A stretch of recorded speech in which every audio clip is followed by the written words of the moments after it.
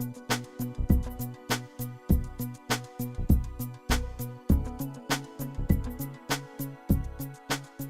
everyone, I'm Kristine Leadbetter. Thanks so much for joining us today. I'm here with Professor Maja, who is an author, professor, sociologist, and guest speaker on CTV's The Social. Thanks so much for being here with me today, Maja. Yes. So we're going to talk today about apologizing and why we need to stop.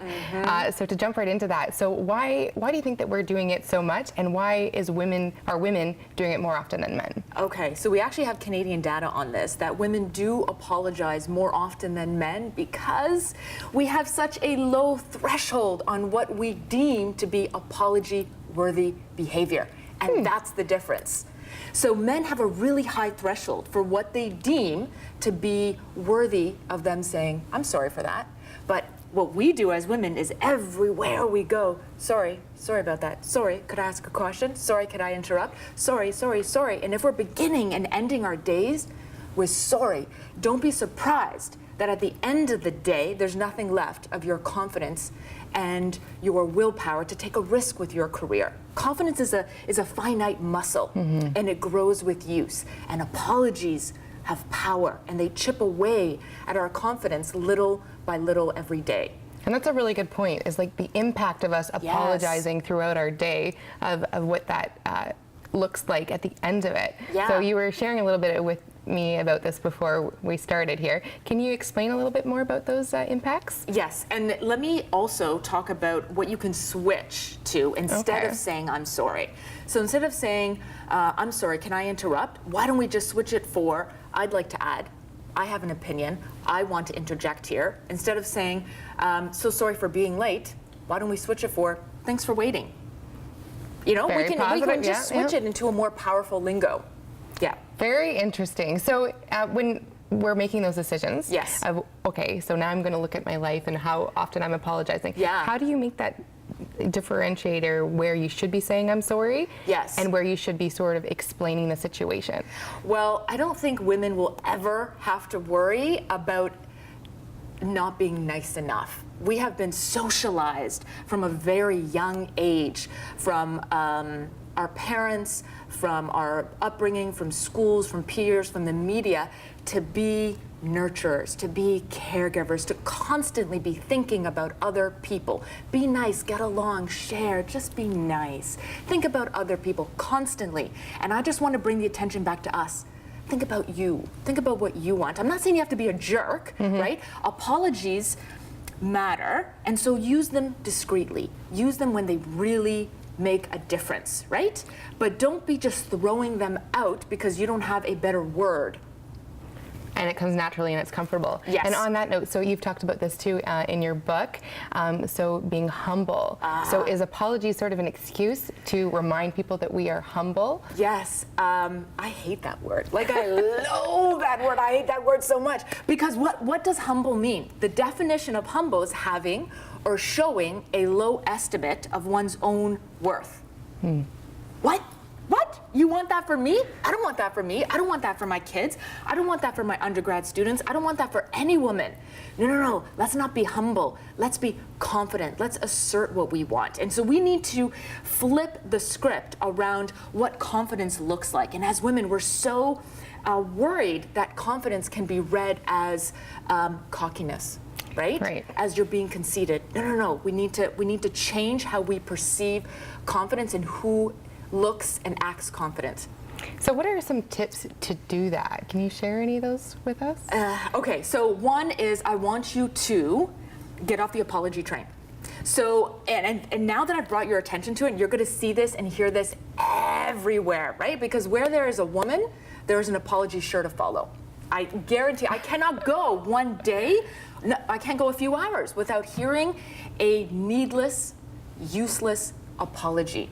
And if you're constantly apologizing for things that do not require an apology, what's happening is you are changing people's perception of you. You really, really are.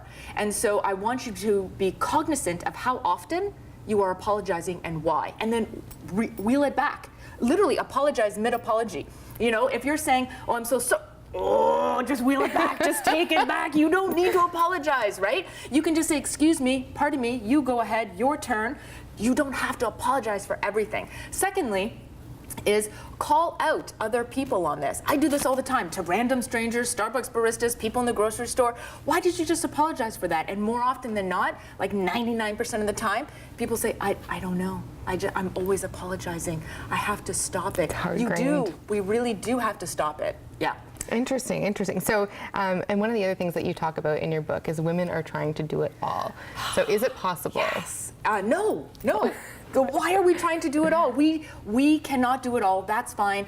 Stop it. Just take one thing off your to-do list. Like, we can't have this phenomenally meticulous house, Goop-inspired recipes, be coiffed, go to the grocery store all the time, go to the gym. You can't, like, we can't be perfect. Who wants to be perfect, right? It's unrealistic. It's unattainable.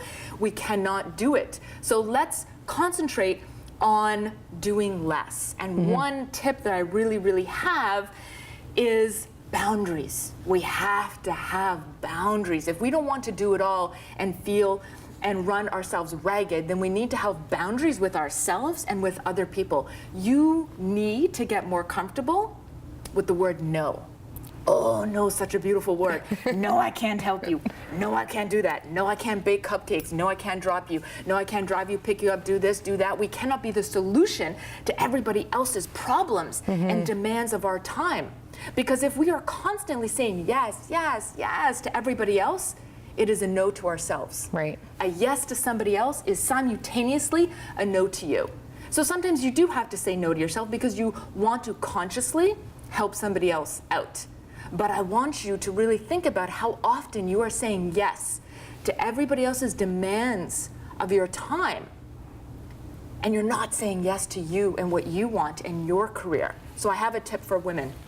The next time somebody asks something of you, I want you to know that you do not have to give them an answer on the spot. You can say, thank you for thinking of me. I'll get back to you. I'll get back to you shortly on that. And then I want you to think about it, and then you say no. But before you say no, I want you to think about, do you have the time?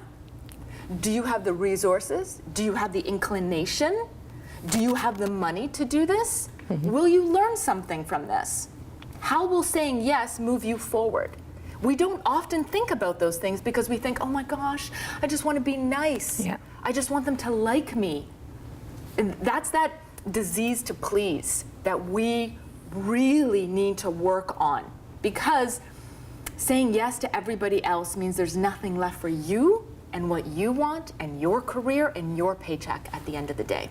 I mean, I love what you're saying. I think it's very, very powerful, and it's a message that we definitely need to get out there. And to your point, so it's harnessing or harboring all this guilt that we make these decisions out of, that we apologize all day long. And as you said, at the end of the day, then you're back at home and you're feeling completely depleted. Yeah. And you talked a little bit about you then make poor decisions. Yeah. Because you've depleted your confidence to such a great level by the end of the day. So absolutely. So in your book, so Hey Ladies, Stop Apologizing, really excited about this book. Thank you. You also talk about other career mistakes that women make. Can you share maybe one or two of those with us? So there are very real differences between how men and women handle both success and failure. And so not all men have an abundance of confidence, and not all women suffer from a lack of confidence. But in general, this is what the research shows us, that men and women handle success and failure differently. So when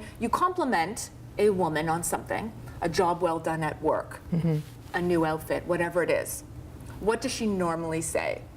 What we know is that we deflect it. Yeah. Oh, this old thing? Oh my gosh, I found it at Winners on clearance for $10. What? Yeah. Nobody asked you how much it cost, right? And the only thing that should come out of your mouth when you get complimented on anything, thank you. Yeah, I know, thanks. Thank you, right? But what we do immediately is we minimize, we downplay. And we actually have a term for it. It's called feminine modesty. It is the tendency to downplay and minimize your accomplishments.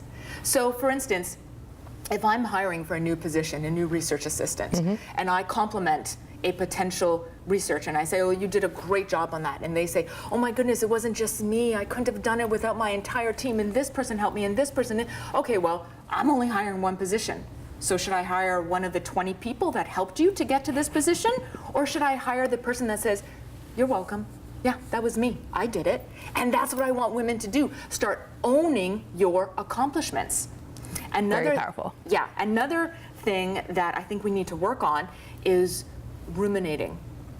We ruminate. We think too often and too long about our mistakes. We are conducting autopsies on our mistakes, and we are the first people to draw other people's attention to our mistakes, right? So we'll minimize all the positive and just focus on that one negative. Oh, but look at what I didn't do. And that's exactly what the research shows around how men deal with their own failures. They don't internalize their failure. Women do. They make a mistake, and then they say, I am the mistake. Amazing. I mean, an amazing book. So thanks so much for being here with me today. It was amazing. I'm such a fan. So. Thank you.